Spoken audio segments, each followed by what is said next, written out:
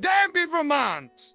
A place so still it felt frozen in time. Green hills, kind neighbors, doors left unlocked. Nothing ever happened until something did. George was 76. Catherine, 73. Church, going warm, always waving from the porch. After raising 3 daughters, they had retired, but neither liked to sit still. George worked part-time at a lodge. Catherine stayed active in town. They didn't need to, but they enjoyed the routine. George and Catherine Peacock lived on a hill in that peaceful silence. You could set your watch by him, people said. George, especially, was a man of habit. So when he didn't show up for his Sunday shift on September 17, 1989, people knew something was wrong. No one had seen either of them since Wednesday. He walked over and looked through their window. What he saw made him freeze. Neighbor Jay Kidwell had a bad feeling.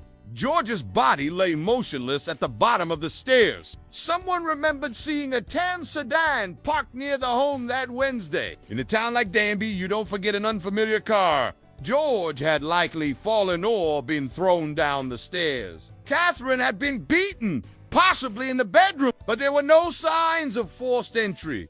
George's wallet was untouched. Catherine's purse had been opened, but nothing major was missing. But halfway there, he said, he turned around and drove back home. Jay used the garage door opener to get inside. What he found was a night both George and Catherine were dead. The house was quiet. Blood pooled around them.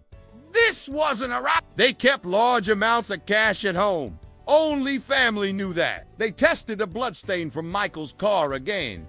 It was personal. Police began piecing together the final days of the Peacocks, and then came something crucial. The Peacocks didn't use banks. That detail led detectives to the Peacock's eldest daughter, Penelope, and her husband, Michael Louise, who lived in New York.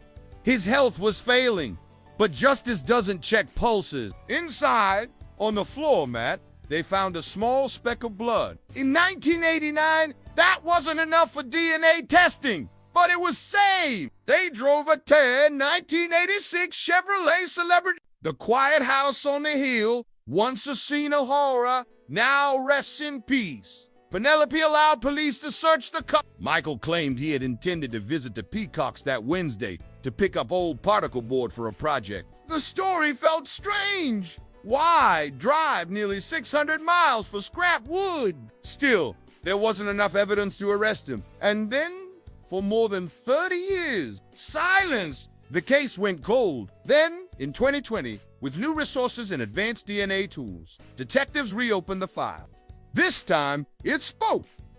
It was George Peacock's blood. 33 years after the crime, the truth finally surfaced. In October 2022, Michael Louise, now 81, was arrested and charged with 2 counts of second-degree murder. There was no resistance, just a tired old man, escorted by nurses in a rehab facility wearing an ankle monitor. No trial date has been set. The motive remains a mystery. Was it greed? Rage? Resentment, perhaps, Michael snapped. Perhaps he'd always been waiting. We may never know. But in Danby, the mystery that haunted neighbors for decades has found its ending. Because even after years of silence, truth doesn't die. Sometimes it waits until it can finally be heard.